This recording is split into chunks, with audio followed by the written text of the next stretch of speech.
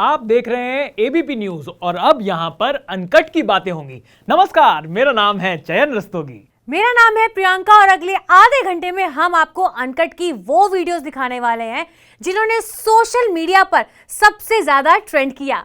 तो शुरुआत करते हैं दिल्ली के अंडरग्राउंड रैपर आर्टिस्ट के साथ। अगर मुंबई के पास डिवाइन है, एमिवे बंटाई है, तो दिल्ली के पास सीमापुरी के रैपर भाई हैं। दिल्ली के पिछड़े इलाके की गलियों से आने वाले बच्चे कुछ ऐसा गाने की कोशिश कर रहे हैं जिनसे इनके इलाके के परसेप्शन में सुधार हो। देखिए तरुण की ये स्पेशल स्टोरी। ख्वाब सच करे, काम टू मच करे, गेम पूरा हाइपर है बेटे, तू बच के रह लेते अब क्या करे, दिल्ली के रैपर है, जिसको भी शक है वो यूट्यूब पे चेक करे। प्रिय दर्शक, वापस अपनी पोजीशन पे आ जाइए, हुक आने वाला है।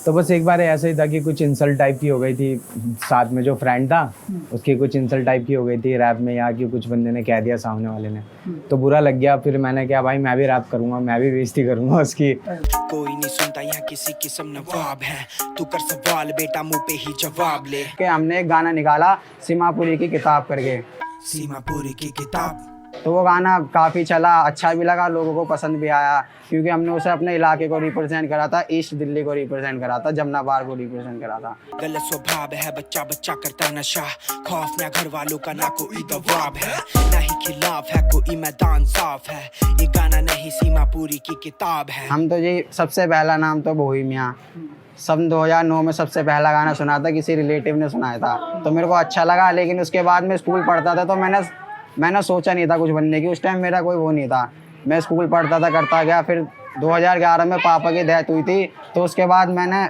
बोहेमिया के गाने सुनता था बहुत, तो मैंने उसको सुन के सोचा मेरे को भी यही बनना है। ख्वाब सच करे, काम टू मच करे, गेम पूरा हाइपर है बेटे, तू बच के रह लेते अब क्या करे, दिल्ली के रैपर है, जिसको भी शक है वो यूट्यूब पे चेक करे। दिल्ली के सीन में दो चेहरे बैटर है, मैडी है वीड तो करूँ कमांडर है। मुझे तो सिंगर बनना था, सिंगर की जैसे जस्टिन बीबर है इंस्पिरेशन, उसको बहुत दिल से फेवरेट है। गमों के तराजू में खुशियाँ तोली जाती नहीं, आंखों में आंसू है, मन को मिलती शांति नहीं, कहीं ये पैसा मौत, कहीं ये दुआ, रोज माँ भूखी सो जाती पर बच्चे को भूखा सुलाती नहीं। यहाँ 10 मुंह है और 10 बातें देते, जो 7 वो दिन उंगलियों पर गिन बातें। सब कुछ बेटर है और बाकी अपना जो फिर साइड से अपना काम वगैरह भी चलता है। पढ़ाई भी छूट गई थी वो यूँ क्योंकि सर फादर का इंतकाल हो गया था।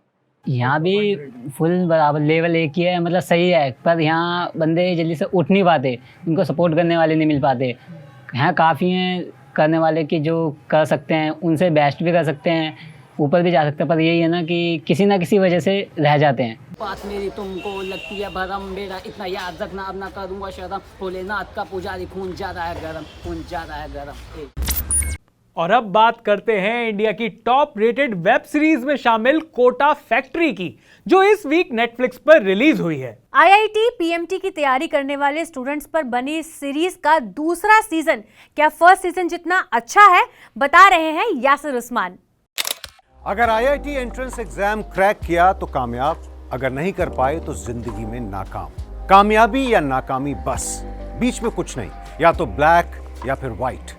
नेटफ्लिक्स पर आई कोटा सीरीज सीजन 2 भी पूरी तरह ब्लैक एंड व्हाइट ही है, पहले सीजन की तरह। राजस्थान का शहर कोटा, जिसे कोचिंग फैक्ट्री कहा जाता है, कोटा जहां स्टूडेंट्स के सपनों का कारोबार भी होता है और सपने हकीकत भी बनते हैं, वहीं लाखों सपने टूटते भी हैं हर साल। लाखों स्टूडेंट्स अपने घर से दूर रहकर हर साल आईआईटी, जेईई, इंजीनियरिंग के एंट्रेंस की तैयारी करने आते हैं।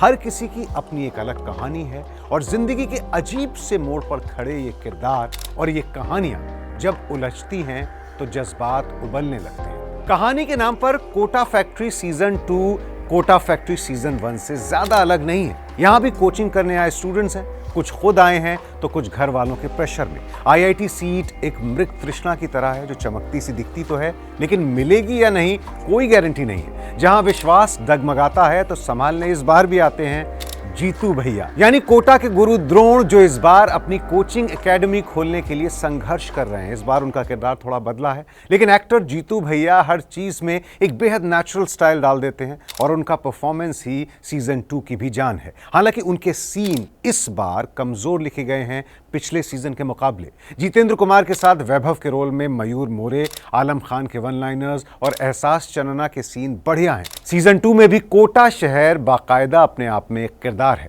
यहाँ पहले सीजन के कैरेक्टर्स में जीतू भैया और वैभव के अलावा उदय, शिवांगी और मीना की बॉन्डिंग दिखाई गई है। दिलचस्प अंदाज में यहाँ महिला छात्रों से जुड़े अहम इश्यूज की बात करने की कोशिश भी की गई है, लेकिन वो प्रीचिंग ज्यादा लगता है और ये प्रीचिंग कोटा फैक्ट्री सीरीज या टीवीएफ की पहचान कतई नहीं है। इनकी पहचान है एक सहजता, एक नेचुरल अंदाज, नॉट ट्राइंग टू हार्ड। लेकिन सीजन 2 में यही सब प्रॉब्लम है। सब कुछ लगता है कि पुराने वाले टेम्पलेट को दोबारा भुनाने की कोशिश की जा रही है। हंसी नहीं आती यहाँ पर, कॉमेडी सीन्स में जुड़ाव महसूस नहीं होता। बोझिल सीन भी हैं जहाँ धीमी रफ्तार से चलती कहानी कहीं पहुँचती नहीं दिखती। जो अर्जेंसी और इमोशंस पहले सीजन में जादू जगाते थे, वो जादू सीजन 2 में कहीं गुम लगता है। आई थिंक सीक्वल्स के साथ हमेशा ज्यादा उम्मीद जुड़ी होती है और कोटा फैक्ट्री सीजन 2 यहाँ थोड़ा हल्का पड़ता है। पहले सीजन में यही किरदार, उनके कॉमेडी सीन्स, उनकी मुश्किलें नई लगती थी, ज्यादा जुड़ाव महसूस होता था, एक नॉवेल्टी थी सब्जेक्ट में भी। लेकिन सीजन 2 तकरीबन उसी टेम्पलेट को फॉलो करता है। इसका मतलब ये नहीं कि सीजन 2 खराब है, बस जो उम्मीद थी उस स्तर पर नहीं पहुंच पाता। जो उम्मीद सीजन 1 ने जगाई थी, सीजन 2 उन उम्मीदों से थोड़ा सा कम रह गया। लेकिन इसके बावजूद परफॉर्मेंसेस बढ़िया हैं और जिंदगी के बारे में कई गहरी बातें सीजन 2 भी कह जाता है। तो इस वीकेंड कोटा फैक्ट्री 2 देख लीजिए। We'll go with 3 stars. अब OTT प्लेटफॉर्म की हिट सीरीज से बात कर लेते हैं मूवी हॉल्स पर फ्लॉप हो रही बॉलीवुड फिल्म्स की। लॉकडाउन के बाद जब से सिनेमा हॉल्स खुले हैं, एक भी बॉलीवुड फिल्म बॉक्स ऑफिस पर हिट नहीं हुई। क्या है इसका रीजन? देखिए ये वीडियो।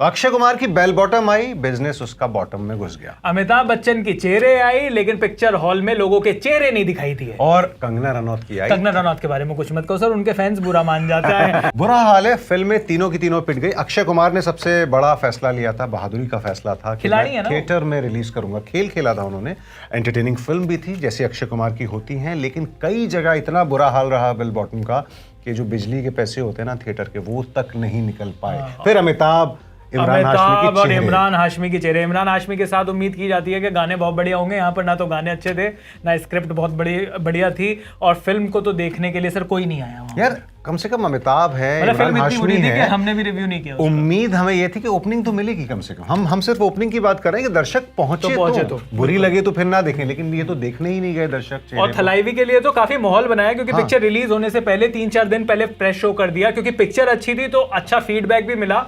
उसके बावजूद भी लोग नहीं पहुंच रहे भाई मूवी हॉल, लोग नहीं जा रहे। और हमने ट्रेड एक्सपर्ट से बात की, चैन जो बॉम्बे में ट्रेड एक्सपर्ट्स हैं, उन्होंने कहा नहीं थोड़ा वक्त लगेगा, आएंगे। फिर हमने दर्शकों से बात की, बहुत सारा सर्वे कराया हमने अनकट से। दर्शक कह रहे हैं हम थिएटर में जाए बिना बहुत मजे में हैं। वो कह रहे देखो बेल बॉटम आ गई अमेज़न प्राइम पर, थलाईवी आ रही है नेटफ्लिक्स पर, और चेहरे आए ना आए किसी को कोई फर्क नहीं पड़ रहा। लेकिन लोगों को भैया गलत आदत पड़ गई है घर में बैठकर यूं रिमोट से यूं देखने की। आदत बहुत गलत पड़ गई है। और दूसरी चीज ये है ना, देखो मुझे लगता है ना कि इतने सारे जॉब्स गए, सब कुछ कनेक्टेड होता है। जॉब्स गए हैं, महंगी होती हैं मल्टीप्लेक्स में फिल्में। आप सोचो कि अगर 4 लोगों का या 3 लोगों का परिवार है तो आप मान के चलो 2,500-3 हज़ार खर्च हो जाते हैं। बिल्कुल। अब 2,500-3 हज़ार में तो साल भर के लिए नेटफ्लिक्स और अमेजॉन प्राइम दोनों मिल जाएंगे। और क्या, तो मामला टक्कर पे आ गया है। क्या करना होगा? मुझे तो लगता है कि सर मूवी हॉल में जो एक और बड़ी दिक्कत है, जो कोई ध्यान नहीं दे रहा जिस बात पर, कि मूवी हॉल में ना एक सीट छोड़कर बैठना पड़ रहा है, तो कपल्स भी नहीं जा रहे। तो मतलब कॉर्नर सीट पे अगर किसी को मिलेगा तो एक छोड़ के तीसरी सीट होगी। तो मतलब तो ये बहुत बड़ी वजह, जो लोग जाते हैं ना, यंगस्टर्स जाते हैं, कॉलेज वाला क्राउड जाता है कॉर्नर सीट पे, साथ किसी का कोई रोमांस करने के लिए। मतलब किसी का कोई फायदा नहीं हो रहा। 50% ऑक्यूपेंसी है, खर्चा ही नहीं निकल रहा है, और कोविड का डर तो है ही यार।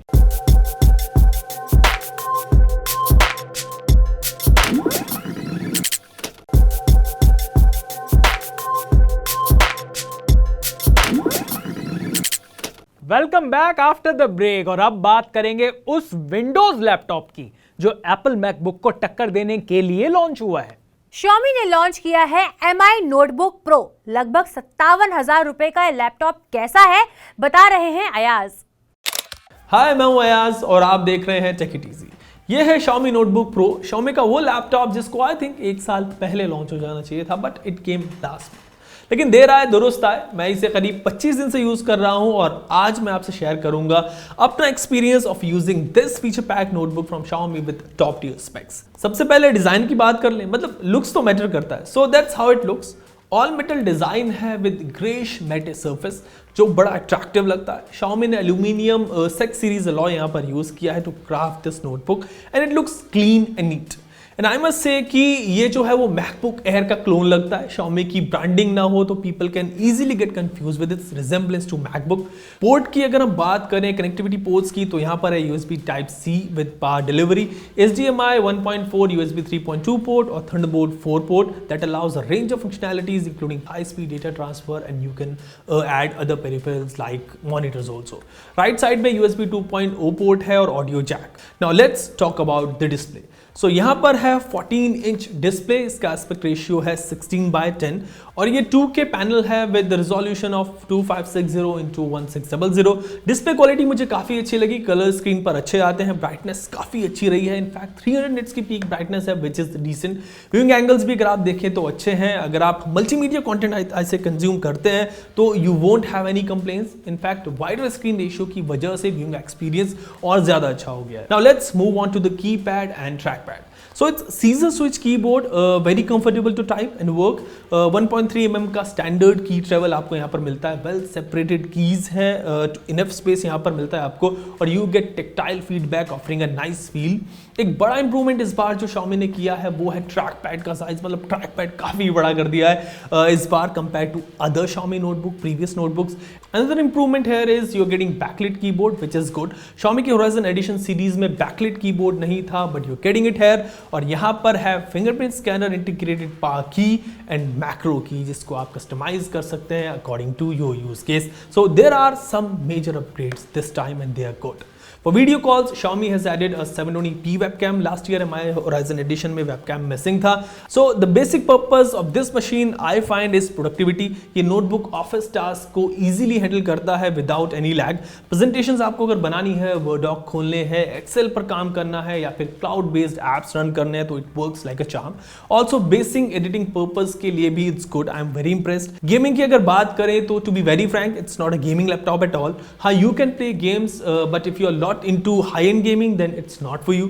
Low graphic games आप इस पर easily खेल सकते हैं without much tussle. Xiaomi Notebook Pro I would say productivity based notebook है, it works extremely well during office tasks. आप basic editing भी इस पर easily कर सकते हो without any issue and it's good for multitasking also. आपको Alt Control Delete यहाँ पर बार-बार प्रेस नहीं करना पड़ेगा to invoke Task Manager. क्या आपको पता है कि बटर चिकन और दाल मखनी का इन्वेंशन दिल्ली के दरियागंज एरिया के एक रेस्टोरेंट में हुआ था? खाने भी दो यारों में चयन पहुंच गए हैं वो रेस्टोरेंट जहां पर मिलता है 1947 स्टाइल बटर चिकन।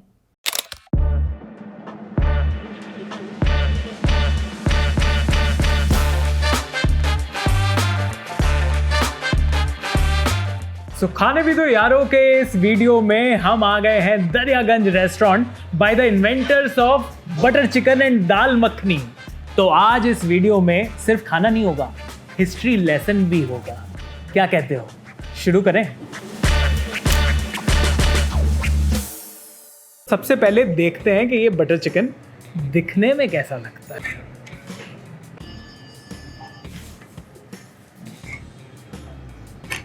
बताया ये जाता है कि बटर चिकन और दाल मखनी का इन्वेंशन दिल्ली में जिस रेस्टोरेंट में हुआ वो दरियागंज में था और जो इस रेस्टोरेंट के जो ओनर्स हैं उनके दादाजी कुंदन लाल जग्गी वो शेफ थे जिन्होंने बटर चिकन और दाल मखनी का इन्वेंशन किया। ये जो डिश है ये आज भी उसी तरीके की रेसिपी से बनाई जाती है जैसी 1947 के टाइम पर बनाई गई थी। तो इसको टेस्ट कर लेते हैं, क्या कहते हो, शुरू करें?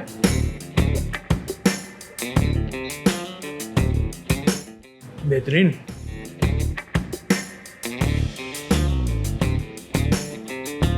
अब बात होगी दाल मखनी की, क्योंकि भैया दाल मखनी के भी तो ये इन्वेंटर बताए जा रहे हैं।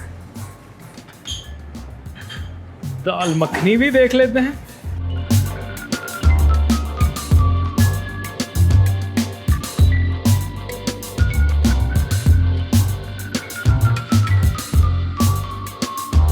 तो भाई दाल मखनी का इन्वेंशन किस तरीके से हुआ? दाल मखनी का इन्वेंशन भी ऐसे हुआ कि एक मेरी तरह और आपकी तरह खाने वाले ही एक गेस्ट थे जो कि रेस्टोरेंट में आए और उन्होंने कहा कि ये जो माँ की दाल जो होती है उसको भी आप उसमें थोड़ा सा बटर डालो, थोड़ा जिस तरीके से आपने बटर चिकन के साथ काम किया है वैसे ही इस दाल के साथ भी करो, और इस तरीके से दाल मखनी का इन्वेंशन हुआ।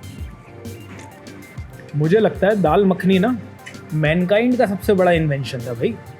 नोबेल प्राइज नहीं मिला, इस पर मिलना चाहिए था। अनकट बुलेटिन का टाइम वैसे तो खत्म होने वाला है, लेकिन हमारी ट्रेंडिंग वीडियोस अभी बाकी है।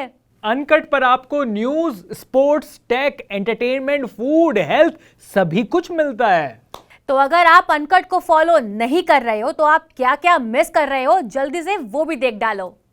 Play for the country for 31 years, to win an Olympic medal for India, to play for all my fans around the world, and to play with the Tiranga on my heart has been one of the greatest joys of my career. So, as you have seen me play in Davis Cup, way back in the 90s, as well as now with Breakpoint, which is the first of many creatives that I'm going to do. The journey of Breakpoint to tell the Leander Mahesh story of how champions were built, on how even though champions can win Grand Slams and win Davis Cup records and become number one in the world, we are also human. We also have flaws. We also have weaknesses. We also are vulnerable.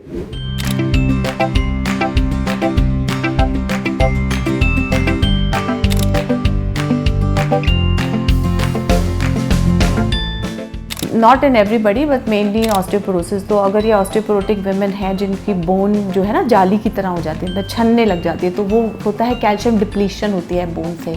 तो calcium की कमी से बहुत सारी problems हो सकती हैं।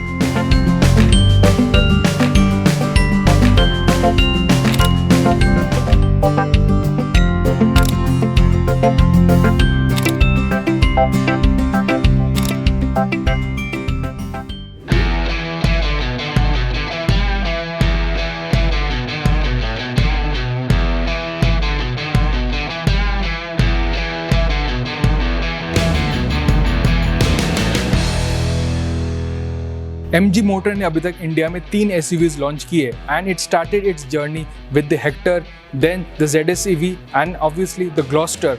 However, it's now time for its next product, which is the all new Aster. And in this video, we will tell you everything you need to know about this new compact SUV.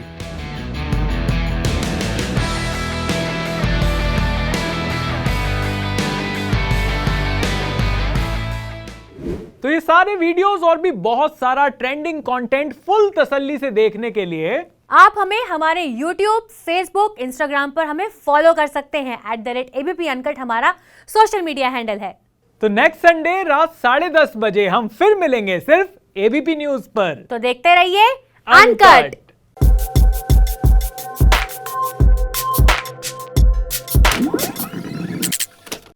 ABP news आपको रखे आगे।